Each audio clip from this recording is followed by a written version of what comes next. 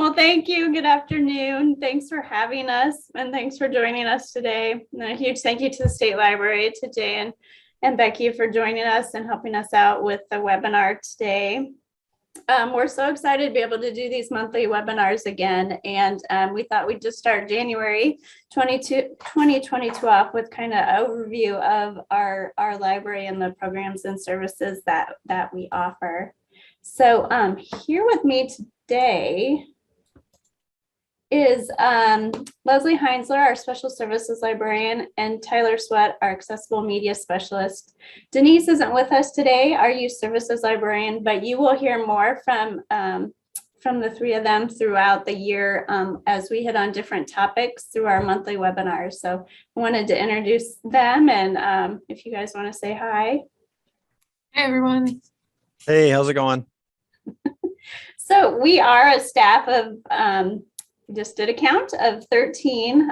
We all have different expertise, anywhere from accessibility to Braille transcription, audio production, library side, assistive technology. So if ever you have a question, we just like to tell people just reach out and we'll get you connected with the right person that can help with your questions.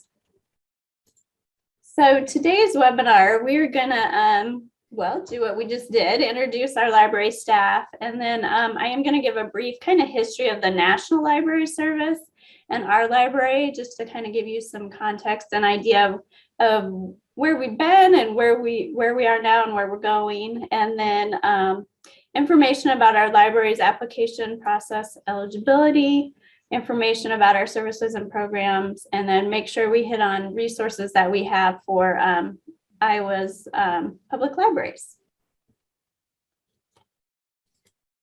So it's funny, I was looking at this slide and it says a brief history and then there's a big giant list, but I will go through just kind of some of these highlights that explain kind of how our library came to be. So we are gonna start back. Records indicate that the library service for the blind began in the late 19th century. And a couple of highlights here that really got it started that are important to note. In 1930, there were two identical bills were introduced in Congress. One was by Representative Ruth Pratt, and she is the one wearing the fabulous stole. I just love that picture. And then Senator Reed Smoot, to provide adequate services on a national scale through an appropriation to expand under the direction of the Library of Congress, again, services for those who are blind. So the Pratt-Smoot Act became law on March 3rd, 1931. And this is like really the key start to it. So the Librarian of Congress at that time was authorized to arrange with other libraries to serve as local or regional centers for the circulation of such books under such conditions and regulations as the Librarian of Congress decides. So they appropriated $100,000 at that time, and the project was Books for the Adult Blind was established. So this is really when the National Library Service for the Blind and Print Disabled was established. We call it NLS. They're celebrating 90 years, or just got done celebrating 90 years. So two important developments occurred in 1933. That was also the establishment of a uniform Braille system of Braille. So it's the standard English Braille for all English-speaking countries that developed, and the development of the talking book. So during this time too, we standardized Braille formatting, and then we also developed the talking book.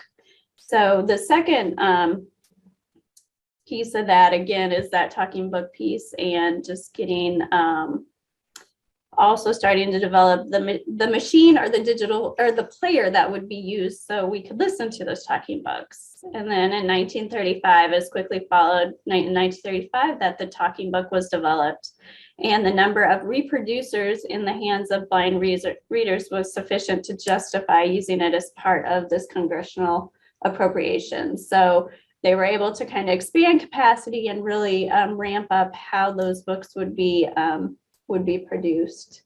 So the Pratt-Smoot Act has been amended several times, including increasing the appropriations, the amount of money, and also in 1952, the word adults got to also include children in that. So not just adults served, but also children.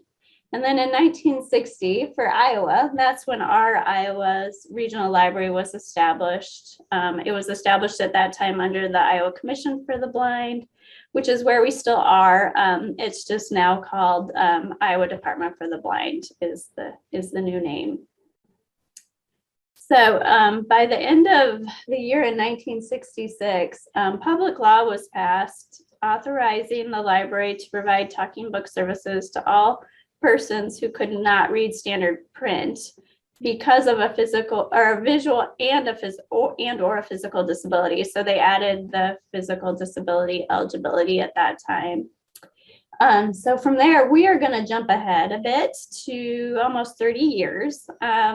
But there were many developments that happened in between, because there were a number of developments that happened in between 1969 and 1996 that really helped our library be able to do what it does today. So this had to do with how audio and Braille works were produced and sent to patrons. So it also included the switch from discs to recorded cassettes, and now we are to our digital audio players today. So what happened in 1996 was a copyright law amendment. It was introduced by Senator John Chafee, and the Chafee Amendment was signed by President Clinton and became public law. And this was the most significant legislative improvement in the National Reading Program since Pratt-Smoot Amendment more than 60 years earlier. And what Chafee did, the amendment, it provided groups producing specialized formats for the blind would no longer have to gain permission from the copyright holder to begin production.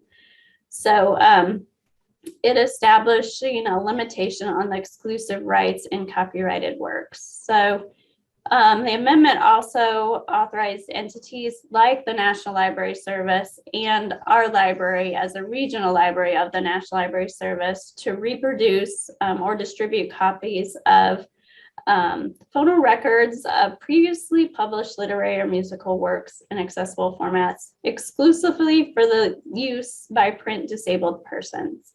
So what this did is it allowed us to be able to, for example, in our audio studio, record a book without needing permission from the copyright holder, as long as we guarantee that that reproduction is only going to those who are eligible.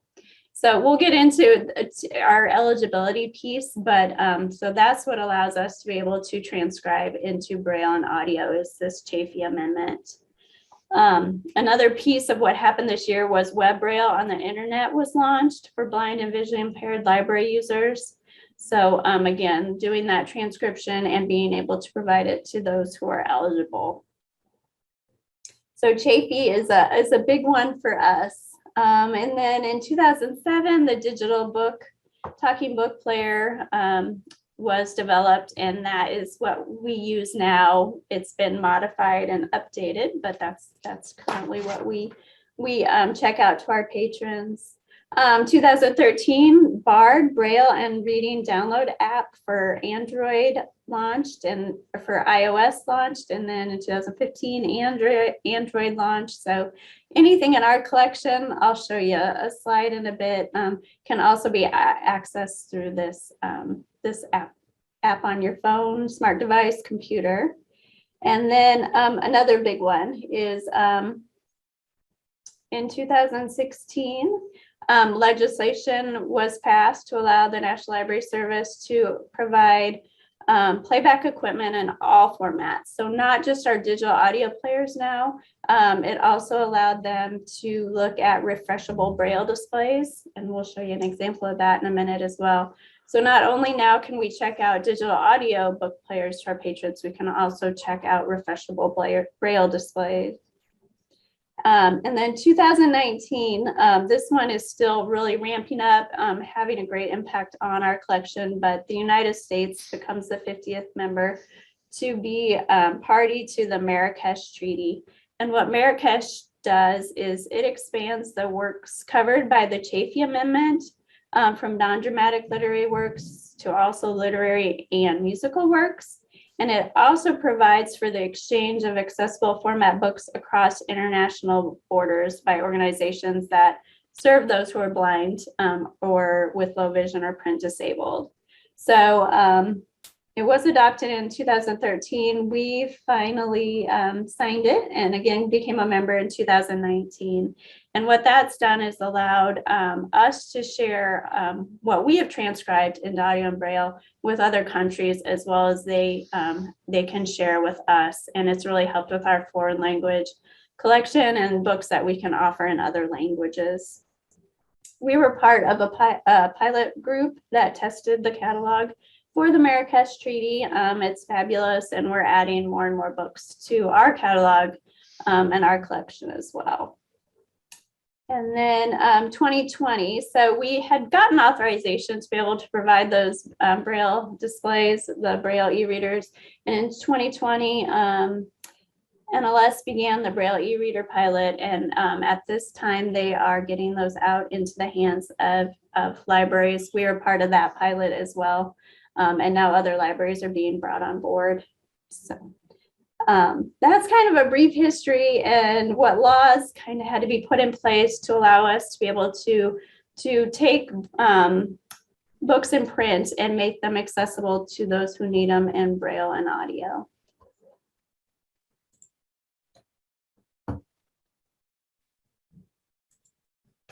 Okay, so more about our library. Again, our library is a regional library of the National Library Service for the Blind and Print Disabled. It's a program administered by the Library of Congress.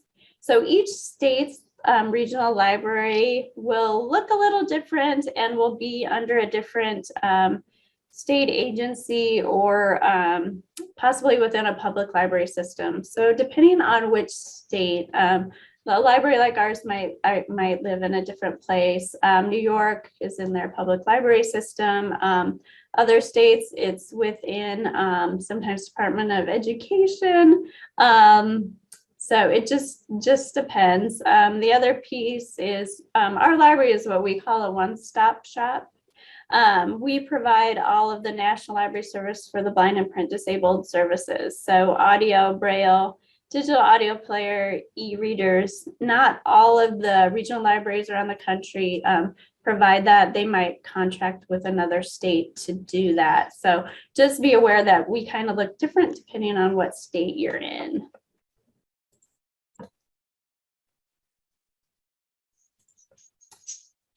So within Iowa, we are under the Iowa Department for the Blind. We are located in downtown Des Moines. That's our picture of our 6-story building there. And we provide books and other materials in alternative formats to Iowa residents who are unable to read standard print. So we have books available for checkout in Braille, large print, print Braille, electronic text, digital audio, and we also have tactiles and other kind of like kits, things like that. So, and again, we also provide playback equipment like our digital audio player and for Braille, our Braille e-readers. So who we serve, we simply say that we serve anyone who's unable to read standard print due to blindness, low vision, physical disability, or reading disability. And just a little bit about our library. We have kind of those traditional public library functions, services, programs, and then we also have an instructional materials center. So we do have a patron services team. They're focused on helping patrons find the books they need. You guys know, reference questions, readers advisory, filling out our application, getting a library card, all of checking in and out books, placing things on hold, all of those good topics is our patron services team. Tyler and Leslie are both members of that team. We do have some overlap of staff and what they do.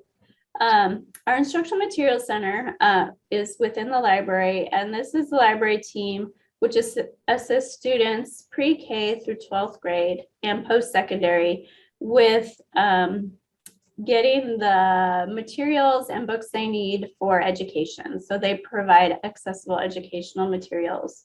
So we work a lot with Department of Ed, teachers, school districts on what materials for school do the kids need in Braille, large print, or audio. And we have those produced, created, and sent to the students. So anything that the student who is blind, sighted peers are getting in the classroom, our goal is that they receive it in the format that they need for school. So within kind of those two, we also have Braille production. Our Braille production team are certified Braille transcribers. They also work with 44 vendors, contractors around the country to get those books for students transcribed. They also work with our patrons. So if there's something that our collection doesn't have in the format a patron needs, we will get that for them. And then we also have an audio production team. We do have a studio in-house as well. So we have volunteer narrators. And the goal of that team is, again, to provide audio to patrons who need that format. And what we do then is once that audiobook is created, we've edited it, marked it up, gotten it ready, we do share it through that BARD, Braille and audio reading download app. So the rest of the country can also have access to that material or that title. So just really quick, some stats of our library. In 2021, we served about 6,000 patrons. We circulated over 433,000 titles or items from our library. Let's see, and again, this means audio, Braille, large print, kids, tactiles. Audio is our most popular format of our patrons, and it's about 86% of our total collection is audio. The majority of our circulation is done via mail. So we mail the books out to our patrons mail them back, and then we send them right back out books. So the majority of our circulation is done that way. We do use the free matter for the blind and other physically handicapped person designation when we mail. And that is done actually through the National Library Service for the Blind provides a certain amount of funding to the Postal Service to do that for us. So they are, USPS is reimbursed for that. So a little bit about our eligibility.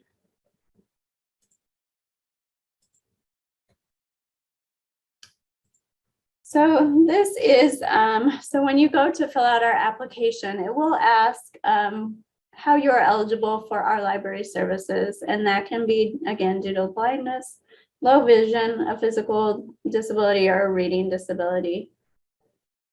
The reading disability one, we're really excited. Just, I think it was over a year ago, the National Library Service took away a couple in our opinion, barriers to being eligible through the reading disability. You used to have a doctor of medicine sign off that it was due to a reading disability, which is curious. So that is no longer the case. Now it just reads inability to read or use standard print materials as a result of physical limitations.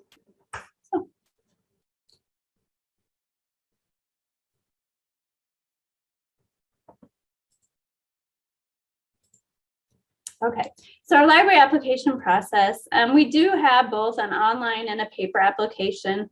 The paper one is available through our website. You can print that off, or you can use our online form to enter in the information. I'm just going to highlight kind of the most important pieces of our library application. And the first one is name and address. This is so important because 86% of our circulation is done via mail. The address is really key to ensuring that our patrons get what they need. The other one is the certifying authority. So once the individual has kind of picked from that list the reasons why they're eligible for our services, we do require a certifying authority sign that application, actually just giving their contact information and that they are certifying that the person is eligible for services. So the certifying authority is required by the National Library Service, so it is a federal requirement. And the individual that certifies, it can be, there's a list actually on our application of examples of possible certifiers, but it can be a librarian. It can be, for example, like in a senior center, it could be the activities director. It can be a school counselor. So there's a lot of examples on that, but I want to make sure you guys know that it can be a librarian, school, public, academic librarian can be a certifier for our application.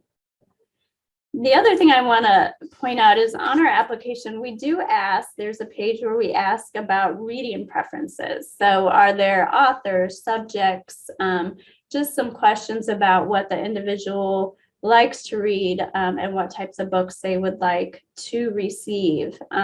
We have an option within our software that allows us to take that information, so authors and subjects that the patron likes or doesn't like, and our system creates a book list based off of those preferences.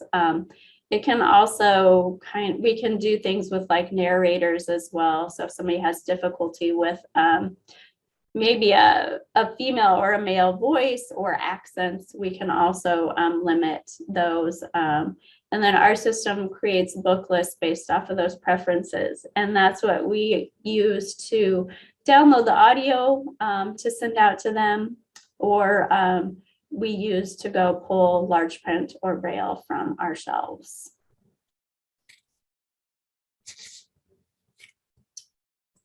So a little bit about our collection.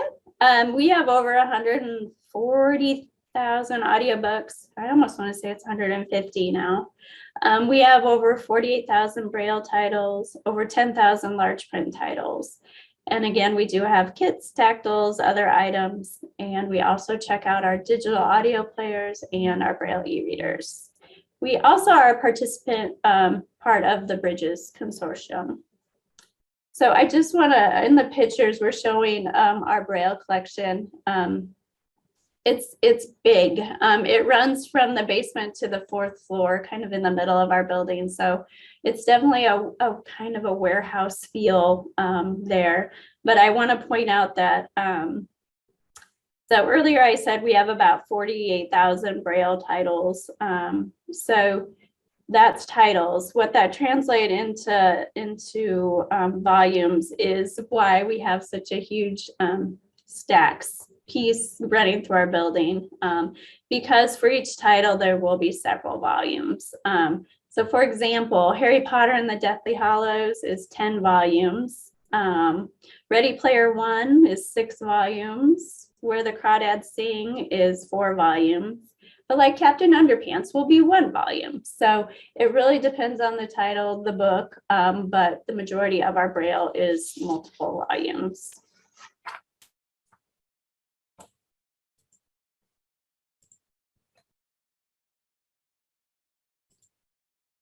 So books on cartridge. So our audiobooks, we do not have a physical audiobook collection. It all lives on servers that we download the titles from. And what you're looking at right now is our audiobook cartridge. It is a 4 gig flash drive surrounded by a plastic mold. That then goes into a plastic case, and the plastic case is what we use to mail those back and forth to our patrons. So there is a mail card that goes on the outside of that plastic case. When we flip it over, it'll have the patron's address, and then when they're done with it, they just flip that card back over, put it back in the slot, and it has our address. So that's kind of how we keep things moving in the mail. Again, it's a 4 gig flash drive. So we put 20 books per cartridge for our patrons onto those. We do have some patrons that don't want that many, so we can scale that down as they need to. So usually they want 20 or they want 1 book per cartridge. So we do whatever they need us to do. And most of our patrons have about 2 to 3 of those cartridges circulating at one time. So they might have their cartridge at home that they're listening to those 20 books on while they have another one out in the mail. And we have just sent them one back. So we try to kind of keep that flow going. The cartridge is then inserted into our digital audio player.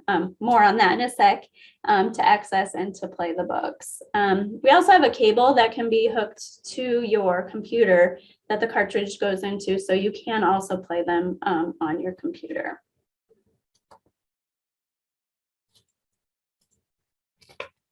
So this is just a picture of kind of how the download process works. So one is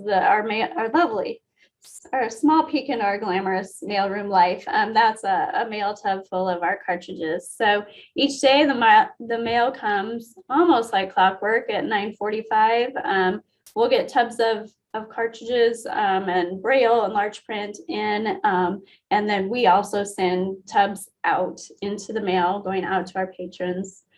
We do use RFID technology to scan each of the cartridges. That allows it to start the book list. So when we talked about the application and what patrons like and do not like to read, that kind of starts that process. It'll check our patron's status, make sure they're still active, still want to receive books, and then it'll start creating that book list based on what they like and don't like.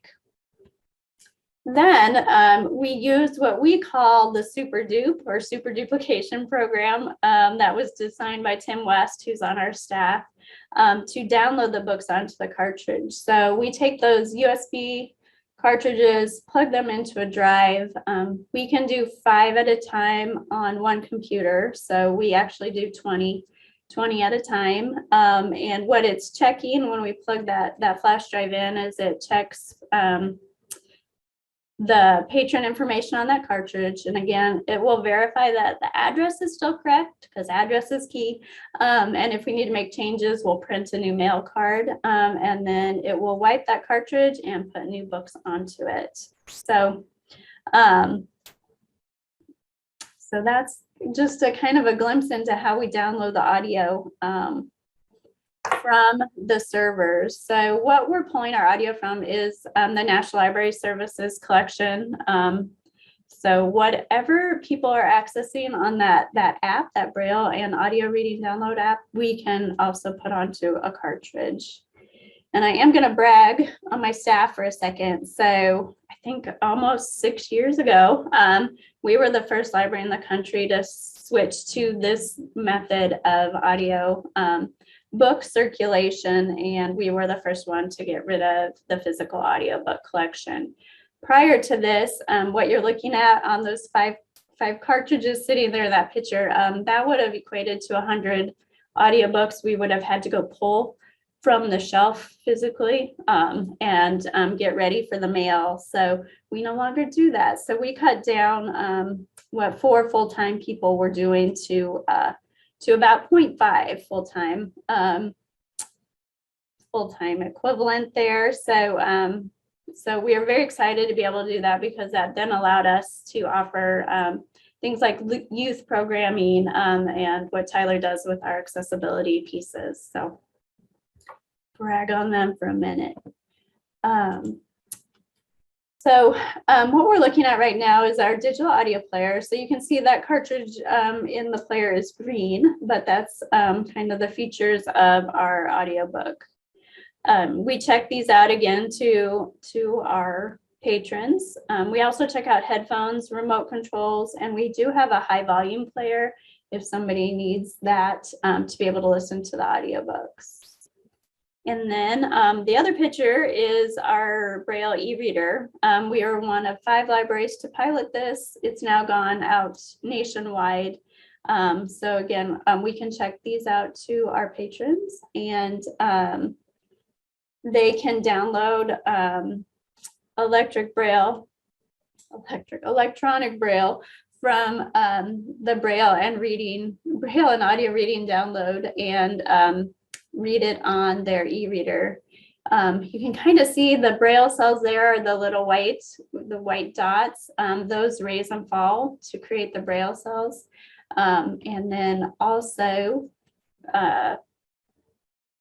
Tyler, I always forget how many they can load. I think we had hundreds of Braille books onto one of these devices. I was going to say the most I've put on a cartridge is like 120, I think, but they could put way more on that if they wanted to. Yeah. So when we were talking about the Harry Potter and Deathly Hallows 10 volumes, you can have your 10 volumes of hard copy Braille or put it onto our e-reader Braille, just our Braille e-reader there and carry it with you. So it's definitely been very popular. I think we have 150 patrons right now with our e-reader checked out. Roughly, yeah, that'd be about right. And then here's Bard. We call it Bard, Braille and Audio Reading Download that I've talked about before. These are just kind of screenshots of what you might see on your phone. But you can search the collection. You can download books straight to your device. It looks very similar to our digital audio player function. So there is a play, rewind, fast forward. You can speed up. There's a sleep option. So if you want it to turn off after a certain amount of time, you can do that. And then also through Bard, you can download the Braille files that can be used with the Braille e-reader. So this is kind of our 24/7 access to our collection. I have a question out of pure. I mean, so this is an app. How does someone who can't see tell the buttons apart when you can't feel anything on a? Yeah. So I'll take that one. I'll give that over to Tyler. This is my life every day almost. So when utilizing smartphones, it's screen readers that are built in. So like all iPhones and all even iMacs have VoiceOver, which is the screen. So to utilize that screen, it's a lot of taps and like swipes to get around the screen and the double tapping on things, and it reads out what's on the screen to you. And that's like the most basic answer I could give. It gets way more complex than that. But just the way it's set up is to allow you to do anything, if the app is accessible and it reads what it's supposed to read and label correctly. And so that's why it's important for those things, just so you can utilize it. So, but yeah. Yeah. So VoiceOver. And then if you are using Bard on your computer, you could potentially use like a NVDA, a screen reader, or JAWS. Yep. So it's kind of customized. So when it starts reading, it'll go, play forward, rewind, something like that. I mean, you control how that goes, so it doesn't like start by reading the times or something. Yeah, no. So like it reads an item, and then you swipe to go to the next item. So don't think of it like touching a certain spot on the screen. Oh. Think of it like as you swipe with your finger, it goes to the next focusable item. And does it then go back to? Yep, you swipe the other way and it'll go back up. Perfect. Okay. And then you can adjust it to go like to only like search by letters or by words or by links. So on a website, for example, like there's a lot of settings you do with it. So awesome. Thank you. I'll be doing a whole webinar about screen readers in your public library if you'd like to join us for that one. So I would also say too, just grab your phone and turn VoiceOver on. It kind of just play with it and see how that interacts with like maybe an app or something that you're familiar with. Okay with Bridges, I guess. Have you tried it with Bridges? So or not so good? Libby has gotten way better. Bridges is okay at times. The biggest thing with them is their magazines aren't accessible because their magazines are just pictures. So they don't work with screen readers. So that's probably the biggest accessibility gripe that I have with Bridges. So the Libby app is getting better. Yeah, a lot better. And that kind of is I should bring up, we do have audio and braille magazines available. And as you can see, they're on BARD as well. We produce a lot of them locally, and then we'll share them nationwide, and vice versa for other states. So we do have a nice list of audio magazines. The braille magazines that one's growing too. It's just there's been some struggle with the producers of those, so they seem to stop and start sometimes, but we do have magazines available through BARD. And one of the reasons why the National Library Service did take the time to create BARD and an app is those key accessibility pieces, and try to make it as seamless as possible. While the Libby app is getting better, there's still some quirks and some things that an experienced person with voiceover, those kind of things can work through, but sometimes for the beginner is not great. Anything else with BARD, Tyler, you want to plug? I know, I think we'll do a deeper dive on it in one of like the first couple of scenarios or webinars, but yeah. I don't think Anything so. I forgot with the Braille e-reader. Tyler ran our Braille e-reader pilot project and has continued on with that. So is there anything I should? So not only do we send books, Braille, electronic Braille on those cartridges, they also can use BARD because it's Braille and audio reading download. So that's an example where you could Bluetooth your phone to the Braille e-reader and then read Braille books from the app and navigate using the e-reader to navigate around your phone while reading Braille. So that's another way to kind of utilize screen readers and the BARD app. So. And to put in another plug for our upcoming webinar, Denise will go in depth into Braille later in the year as well.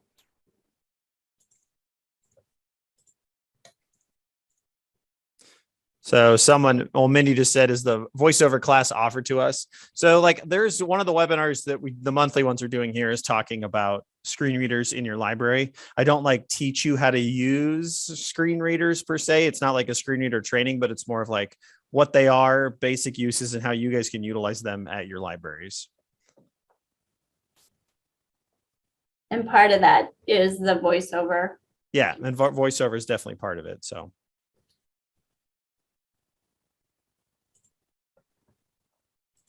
Okay. So I wanted to take a minute to talk about the services and programs that our library offers. So we provide a lot of traditional library services for all ages. Youth programming, we'll be doing some webinars on that. Denise will. So Mondays, we once a month on Mondays, we do something called Makerspace Mondays, just to focus on STEM. And then we have a Books for Kids program where kids can sign up, and we will monthly send them books wherever they would like books. So if they would like books sent home to school and maybe to grandma and grandpa's house, we will do that each month. And really our goal there is just so that they have that accessible format with them and wherever they are, mainly focusing in on Braille. So they have a Braille book to read, or to have several to kind of choose from wherever they are. We do a winter reading program, a summer reading program. Denise has story time and crafts with Denise. Because we serve statewide, we're doing statewide services. A lot of what we do is virtual, or for our Makerspace Mondays, Denise will record. We do it in person, well, as we can, in person. And then we have participants that will be mailed a kit and then have access to a video on how to do the STEM activity. So that's kind of how we reach our patrons that are participating in those. And probably the key to all of that is really looking at the accessibility, especially around science, technology, engineering, and math. We're seeing a lot of our students maybe deterred or not included in those activities at school. We really want them to be aware of what's out there with STEM and potential careers, and get them as excited as other students about that.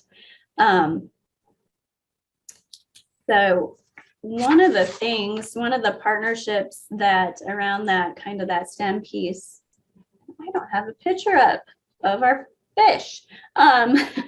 We have just opened a youth library space in our building not very long ago, and it really, what we've done is just tried to highlight how a library space can be accessible to all. And one of those things is we partnered with the Governor's STEM Council. I don't know if anybody has done their scale up kits, grants, or received any of that, but we did receive the iaponics scale up, and it is an aquaponics system. We have bluegill and koi fish tanks, and then they sustain the plants we're growing. Oh, and we've got tomatoes, green peppers, lettuce, basil. A melon plant that's very tiny, but starting out. So yeah. Yeah. So, but what we did is we took those are being placed in classrooms around the state, and really delved into how to make those accessible to those who are blind or low vision, and how to incorporate the Braille and the audio into that so that they can be involved. And we hope to use that as a demonstration. Another thing in our youth library space that Denise, actually there'll be a webinar more in depth, is we do have a story walk. Ours isn't outside, ours is on the wall in our youth space, but just to demonstrate how we incorporated Braille into that story walk as well as audio. And what we're working on right now is having audio produced. They're called story walk editions. And basically what we're doing as we produce and then edit the audio, we're adding a chime in. So as you're using that Bard app, when you hear that chime, you'll hit play and that'll stop. It'll stop the book. And then when you get to the next stop on the story walk, you'd hit play again. It'll read that page. There'll be a chime, and so on. So we're really trying to make sure that our library patrons are also able to be engaged and participate in what's happening in their communities and at their public libraries. So that's just a quick plug on if you have a program you're doing or want to know how to make something accessible, we're more than happy to kind of talk that through. We can bounce ideas off of each other. Denise and Tyler are great at that, kind of sorting out where we can add some accessibility pieces. So just a plug for that. We also, for adults, so we have book discussions. We have a winter reading challenge. Leslie does a lot of our adult programming. The Great Reading Challenge, we've just started using Read Squared. I don't know if anybody out there uses Read Squared. We like the accessibility of that one. So an online reading program through that. We do have a Friends of the Library group. We have a library consumer advisory group who helps advise us just on new services and programs. And I think of what else we do. Volunteer opportunities. We do have volunteer audio narrators. So we have a group that comes into our studio. We just opened it on a limited basis, but to record. And then we have a lot of volunteer narrators that we have set up with home narration or home studios. So they will narrate at home and then send us in those audio files to edit. We also have volunteer Braille transcribers. So they have gone through the Braille transcription process or Braille certification process and have gotten certified in transcription. So they help us with a lot of our Braille transcription as well. And some special programs I want to mention. We have a Braille Bits program. So this is designed for those who are sighted to learn Braille. Denise Bean has chunked it into 21 lessons. We're doing the Braille Bits for Librarian program right now, 8-week course, and we'll offer that again. But it's also on our blog if you ever want to check it out. It's 21 lessons, kind of gives you an introduction to Braille and takes you through the alphabet and then some of the Braille contractions. We have a YouTube channel.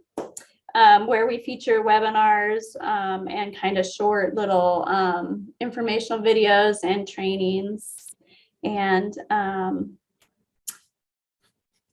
think what am I forgetting? We do have 2 blogs. One is our library blog. I'll share information about these in a minute, which is kind of our general library services for our patrons. And we also have an instructional material center blog, which is geared more to the educators who are working with students or ordering materials for students for school.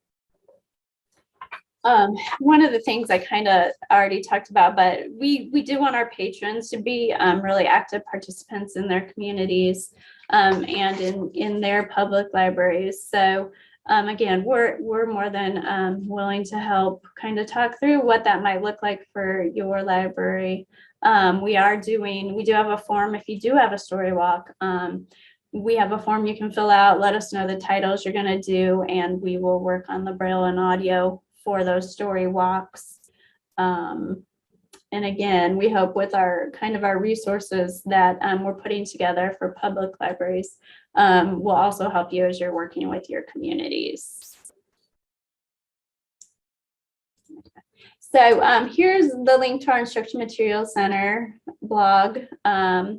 And again, we talked about who they work with and providing educational materials. We also work, I should say, our Instruction Materials Center also works with colleges, universities, and employers as well on if there's anything that they need transcribed into an alternative format.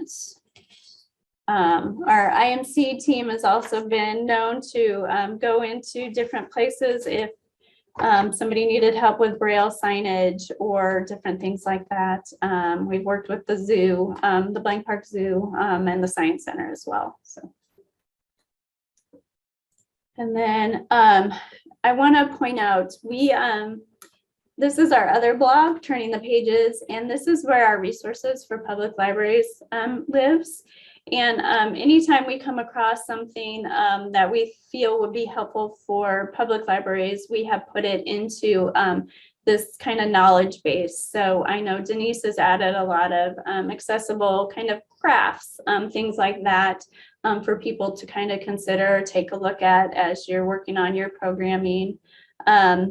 And then each summer, Denise has been providing public libraries either a virtual program when we went virtual, or we're hoping to eventually get back to where we can come visit your library during the summer and provide a program. Denise has also been going out to public libraries. She just got done with kind of her fall tour, and there'll be a spring tour to public libraries, providing a story time that is around Braille and just information about Braille.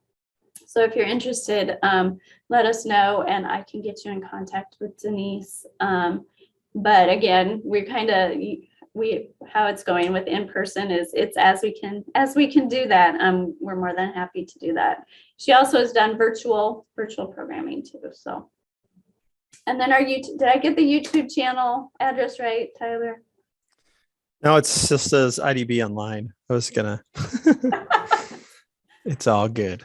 It's just YouTube. I'll put it in the chat, but it's youtube.com/Iowa Department for the Blind. Thank you. So when I pulled up on my computer, this is what I get. And I don't know. We're also on Facebook and Twitter as well. And then before we end and see what questions you have, just some upcoming webinars that we have. We're big proponents of universal design. So if something is designed with accessibility in mind from the beginning, it's good to go for everybody. So Tyler is going to talk about UDL, universal design, and libraries. And then in March, Leslie and I are going to talk a little bit about etiquette and customer service for individuals who are blind. And then Denise will be doing youth programming and accessible STEM in April. And then those are some other topics down there that we will be hitting throughout the rest of 2022. So again, before we end, I just want to thank the State Library again for partnering with us to do the monthly webinars as well as the Braille Bits for Librarians. we love being able to talk to libraries. And again, thanks for the opportunity.